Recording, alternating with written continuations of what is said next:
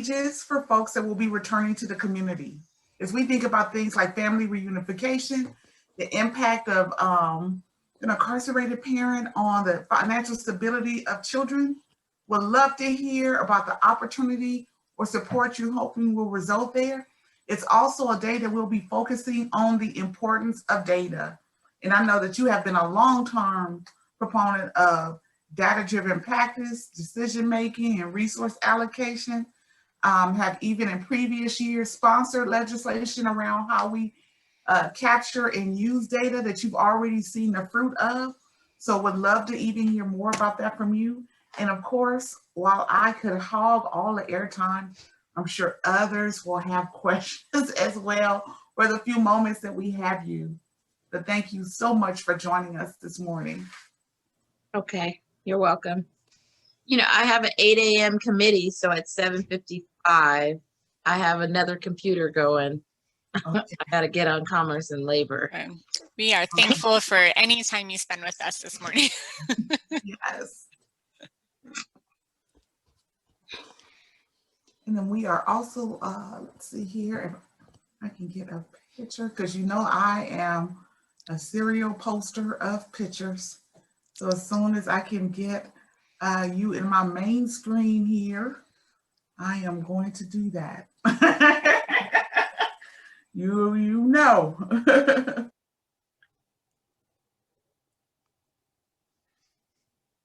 Tiffany, you actually accidentally muted yourself. Thank you, Jeanette. Of course. Are you all able to hear me now? Mm-hmm. You could. Jeanette is J.K. Belson Associates. She represents CAA. It's one of several clients that she has, but she usually opens up with a few words during these coffee chats, especially when we have a legislator join us. So I'm going to hand it off to her and hope to get a few of those pictures that I'm trying to capture to post on Facebook. Well, good morning, Senator. Thank you so much for being here with us today. And just following up on what Dr. Tyler Garner said, you are definitely a very detailed person, which I love, and also very data driven. And I know that you've worked hard on data issues. Today is Economic Well-Being Day. And I know in the past you have championed things like refining and better capturing unemployment data in order to understand like what is exactly happening. One gross number for the entire state or even a county wasn't sufficient for what you were looking for. So if you could just talk a little bit about that, I think that would be a great way to get Economic Well-Being Day started off. Thank you for that. So I, in 2017, worked on AB 354, which focused on basically getting data around subgroups. I got tired of seeing I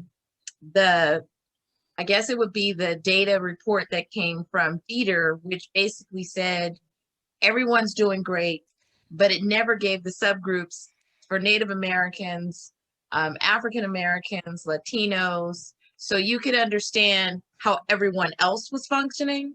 And so AB 354 passed out.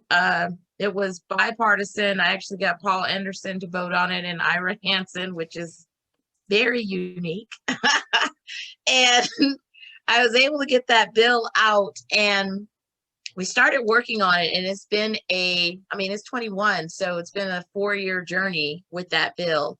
So Irene Bustamante Adams, who retired from the legislature that year, helped me to start convening meetings at Workforce Connections, because basically the bill said the workforce agencies must work together to reduce the unemployment numbers for these subgroups. And so it was a hard journey, but we have finally gotten off the ground. It's called Project 354. We built, I guess, a business pool of about 30. I would say we have about 35 businesses consistently, and we did a few job fairs where we focused specifically on the population that we wanted to focus on. So our population is between 16, I raised it 16 to 27, because that seemed to be the target area of individuals who were seeking employment, who couldn't find employment within the racial groups. And so what we did was we partnered with different schools, and then we hosted fairs on their site. We started to work directly with Desert Rose, which has adult ed, and they have remediation, right? And so we built a partnership with them because they were also running they also have it's not an incubator, but they have a pipeline of students who are going through electrical, welding, and computer literacy.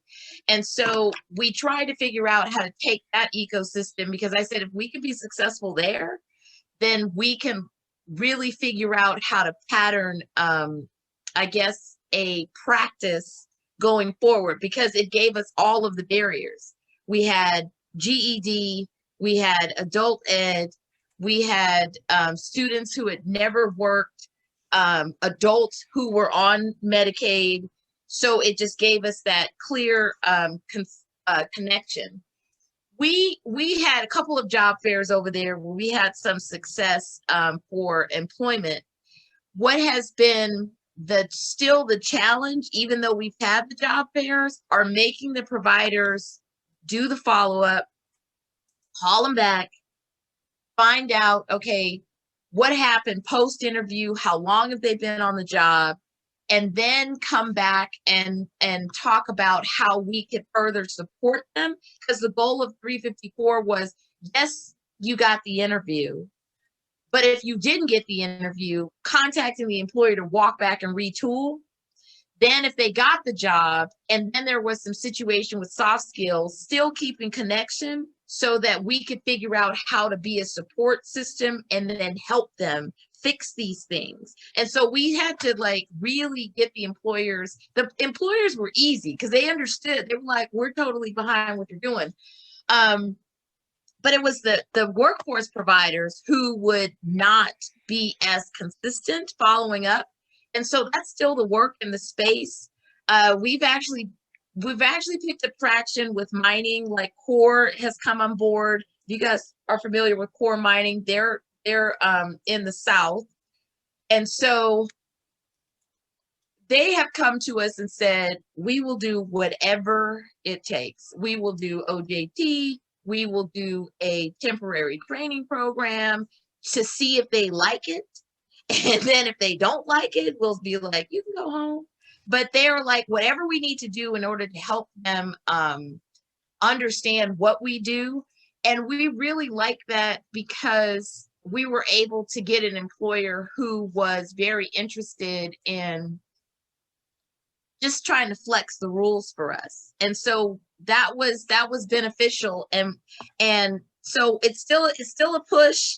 I kind of, I'm getting like super back involved because, my dad passed. And so I kind of stepped away and Stefan was doing it. But we had the same issue of the providers, which is why I passed the bill in the first place, who brought like 20 students or 20 adults to the event, but yet we had super RSVPs. And so I bring that up because, yes, I'm focused on economic well-being. It is a very hard thing to get everyone else on the same page, but I have a consistent passion to manifest the change and the vision that I see. And so although I'm putting issues out there, these are not issues I feel I can't overcome. I just need to get back in the driver's seat and drive the outcomes out that I expect to see, which is how we were able to have success at Desert Rose, success at Cheyenne High School, and then success within the community, because it takes a long time to build and market a program and people to believe that you're really, really, really trying to help them. Yeah, and I think if I might just add before I turn it over to Dr. Tiffany, is the fact that what this highlights for me is that passing a bill is often just the very beginning of a long journey. And it just allows you to be able to do something, but then you still have to coalesce all the groups, you know, stakeholders, the government and all that to make it actually happen in a reality. And that's really where that super patience part comes in, because, you know, getting that passing vote and being at that governor's signing is just, you know, really a small part. I mean, it's a big thing, but it's a small part of the full implementation. So I kudos to you for your endurance. Well, that's one thing I have for sure. Yeah, I agree. I see that Amanda's mic is on. Amanda, did you have a question or comment before I ask another? No, I just wanted to make sure the audio is capturing for the recording. So you're Okay, no worries. You, Senator Neal, you highlight an important part of the work, ensuring that the policy is implemented to fidelity. So you talked about how you are like hands-on. You didn't just pass it. Now you're making sure that it has the impact that you desired as a part of that process. Can you talk a little more about the importance of that with the community? And then also we'd love to hear like why data was the first step or a critical step for you as we talk about the importance of data today too. Yeah. It was critical because there was a sentiment in the community that there were not legitimate workforce providers and that they really didn't want to help them. And so when I got out in front of it and started to create this project, they had faith, community had faith in me. And then so I had to figure out how to turn it around because I strongly believed in it. And it mattered because they were like, well, we know Dina. and if she's getting ready to get involved in this, and I guarantee there's going to be an outcome because she's not going to let people slide and she's not going to let people not do what they're going to do. And she's always does her word.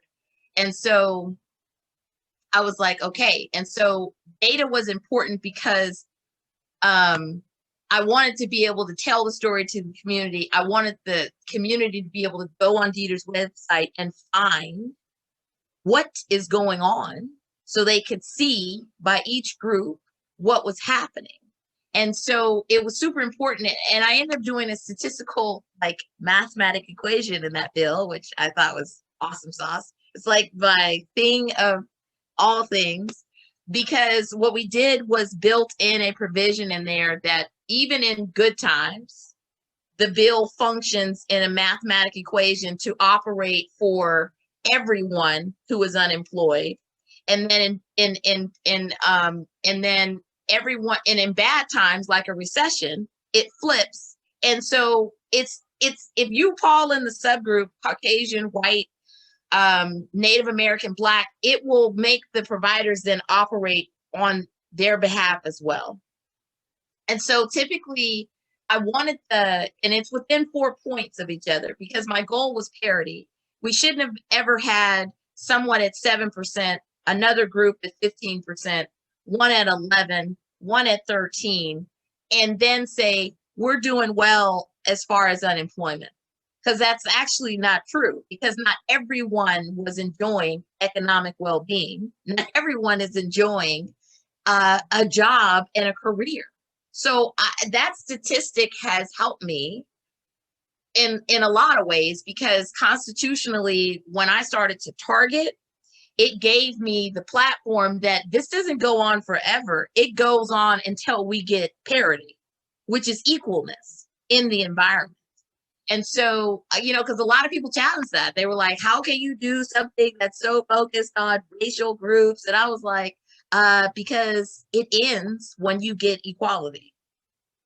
That's how I can do it. So I put my law degree to work, because I was just like, constitutional law is like, I'm like, okay, that's my bailiwick. So I was just like, I'm going to find a way. And so that's what happened. Are there other questions before I ask another question? Because I'd be curious And I think I kind of know some of this answer. What did you discover when you began disaggregating the data in the way that you called for? Were there indeed disparities? Yes, all across the board. It was amazing because when I did the legislative hearing, I put in 10 years of data before I even had the hearing. I had been thinking about the bill since 2011, but I didn't know how I was going to do it. I just knew I wanted to do it. And so as soon as I got to, because I had been collecting it, and then I just dumped it into the record to show pre-recession, post-recession. And then when we got to the hearing, and then after the hearing, I was just like, can you see? And you were the director of Dieter. And I thought that when that bill came out and then you got promoted to director of Dieter, it was almost like the workforce system saw a complete alignment. We had Bustamante Adams, we had you, we had Robert Thompson at Welfare, who became my immediate partners to deal with the NEON program, and literally created a workforce division to help me. And it's like we had this synergy. And that's when the governor saw that data under your leadership. And then he became crystal clear. Oh my God, I can't believe that this is so low. Like he didn't realize that Native Americans were literally the highest unemployed group in the state, and had been for years. No one even talked about the fact. It was like they were hidden. And I think that was the best thing about it, because when you see somebody at 19%, roughly 18, 19%, and you're like, well, no, it's not just 2017, 2018, 2019. You could have looked at this number in 2011 and saw the same exact thing. And you would have never seen it had AB 354 not passed, literally. And I think that was the power of the bill. I mean, I love the bill to this day, just because of that fact. It was Dr. I Tyler agree. Garner, I'm sorry, just whenever you're ready, we have a question. Yes, we have a question. Yes, Shar Frost had a question. Hi, Senator Neal. So I've been to some of the Project 354 events around the community, and kudos to you for getting that done. My question is, I understand that we're trying to level the playing field regardless of what your skin color is, and absolutely critical. But are we also looping in that disability piece, because that crosses racial lines? And although oftentimes from the outside, it looks like we're doing quite a bit for people with disabilities, the same things you're seeing with the workforce development for these individuals is the same things we see on the disability end of the spectrum. So thank you for that question, Shar. The bill didn't exclude it, but it wasn't my subset focus, right? My daughter, believe it or not, is the one who has, for the past, I think, 2 years, been pressuring me to jump into that space, because she found out what was going on, and she tried to get a job at Opportunity Village because she was in school, and she was just like, I just want to do something. And she's like a helper. And that's when she found out what was going on in the space. I mean, you see it, like you'll see Easter seals, you'll see all of this, but you don't, like, I wasn't specifically digging in, but the bill just says subgroups. And so it is something that I have been contemplating and thinking about, because when I had the bill hearing this week on SB 140, immediately I got an email that drew the connection between subwage and disabled persons, and how this is another group that needs to be fought for and dealt with. I I only looked at disabled persons in my dental bill, which I didn't bring this session because we didn't have any money, to try to make sure they were going to get care. But the only reason why I pulled it back is because of this pandemic and what it looked like. And if I was to bring a $25 million bill, was going to die. And so I didn't. But it is something that's on my mind. So I'm glad you brought it up because it was something I'm contemplating for next session.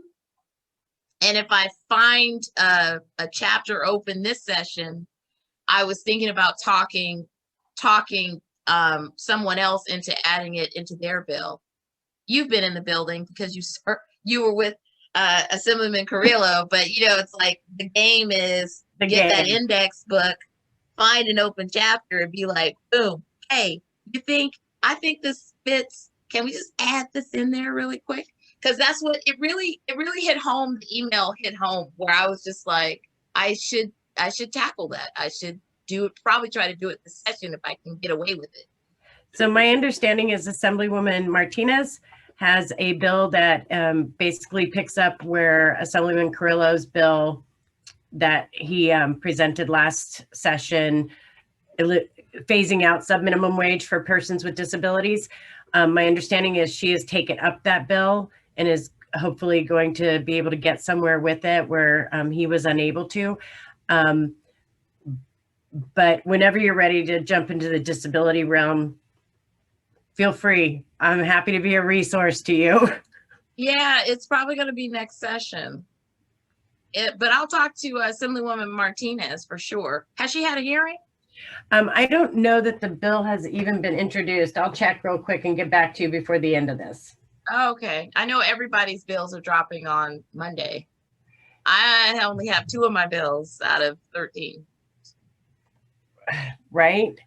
Wow. Yeah, it's been a very frustrating session. Worse than last session. I couldn't believe it.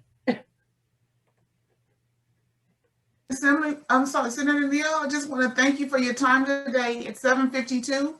And so I know you noted that you needed to be out here by 7:50. And just want to say thank you.